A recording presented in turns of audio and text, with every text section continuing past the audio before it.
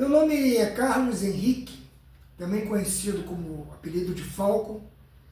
E para quem não sabe, eu sou aposentado, tenho dupla licenciatura em língua portuguesa e espanhol. E eu fiz um estudo apurado e criterioso do primeiro volume da obra Universo em Desencanto. É uma análise textual. Aí eu descobri que com boa vontade, qualquer um pode descobrir coisas maravilhosas que está inserido nessa obra simples. Que muitas vezes o que parece erros gramaticais, na verdade, é uma genialidade artística do autor. E lembrando, hoje é o 15 de abril de 2026, 15 de abril é o Dia Mundial da Arte. Então, baseado nessa boa vontade, eu preparei um vídeo mostrando essa análise que eu fiz. Espero que vocês gostem.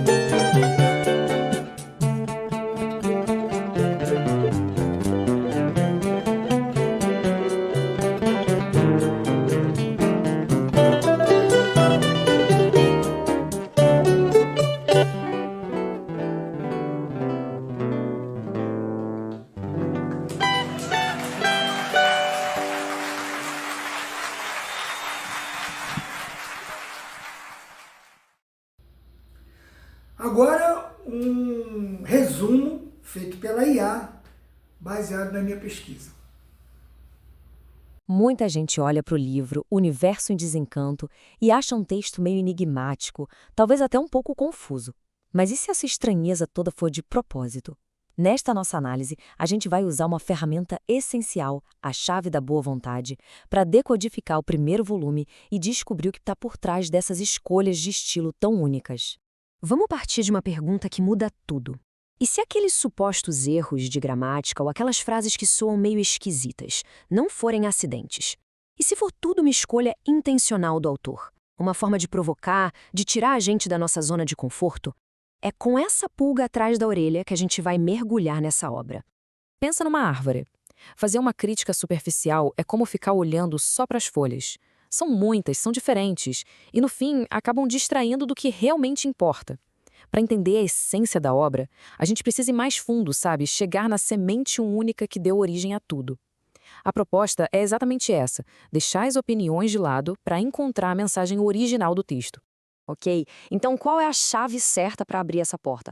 Com certeza não é qualquer método. Para uma obra que quebra tantas regras do jogo, a gente precisa da abordagem correta. Basicamente, existem duas formas de olhar para esse livro. A primeira, a crítica textual, é aquela que tentaria corrigir o texto, forçar ele a caber na caixinha da gramática padrão. Só que isso ia destruir a originalidade dele. A outra forma, que é a que interessa pra gente, é a análise textual. Aqui, o foco muda completamente. A ideia é entender o que o autor quis dizer, nos termos dele. A pergunta não é se está certo, e sim o que está sendo construído com aquelas palavras. E a base para essa análise toda está no conceito fundamental, a licença poética, que, trocando em miúdos, é o direito que um artista tem de quebrar as regras formais da língua para criar um efeito maior, seja um som, uma emoção ou um estilo diferente. Em outras palavras, é a permissão para colocar a mensagem acima da norma. Pensa assim, ó. De um lado, está a intenção do autor. Do outro, a expressão artística dele. E no meio, tem um muro de regras gramaticais. A licença poética é exatamente a ponte que passa por cima desse muro. Ela que deixa a sonoridade, o ritmo e a emoção da mensagem chegarem inteirinhos até quem está lendo. Bom, agora que a gente já tem a ferramenta certa em mãos, vamos mergulhar na anatomia literária da obra. Vamos ver bem de pertinho como o autor usa diferentes figuras de linguagem para construir a mensagem dele, camada por camada. O autor não se satisfaz com o vocabulário que já existe. Ele vai lá e cria palavras novas. O neologismo antropolosofia, por exemplo, é genial. Ele junta atropelados com filosofia para definir a nossa desorientação. Ao mesmo tempo, ele usa o eufemismo para suavizar conceitos que parecem absolutos. A morte, por exemplo, deixa de ser um fim e ganha um novo significado, vira uma transformação, uma passagem. A obra é um prato cheio de imagens que tocam os nossos sentidos. Temos metáforas muito poderosas como a vida é um copo sem fundo, comparações bem diretas como a imunização sendo como um holofote, e até a sinestesia, que é aquela mistura de sensações na expressão crepúsculo amargo. A gente quase consegue sentir o gosto do fim do dia. Mas olha, não é só o significado das palavras que importa, é também o jeito como elas são organizadas. A própria estrutura das frases, a sintaxe, é usada como uma ferramenta poderosíssima para construir a mensagem. Repara só no uso do hipérbato, essa inversão radical na ordem da frase. Isso não é erro, é técnica para dar ênfase e criar um ritmo bem particular, quase musical.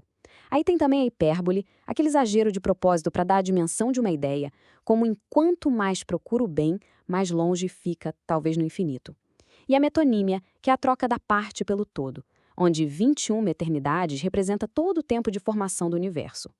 A voz dessa obra é única, né? Ela usa a ironia para dar aquela provocada no nosso raciocínio, como em Cegos de Olhos Abertos. Dá vida a ideias abstratas com a personificação, em esse sonho de lágrimas, e ainda mergulha a gente na leitura com a onomatopeia, o uso de palavras que imitam sons, como o gum-gum-gum da discórdia. Certo.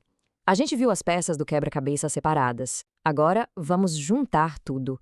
Porque esses elementos não estão ali soltos. Eles formam um sistema, um verdadeiro ecossistema textual com um propósito muito bem definido.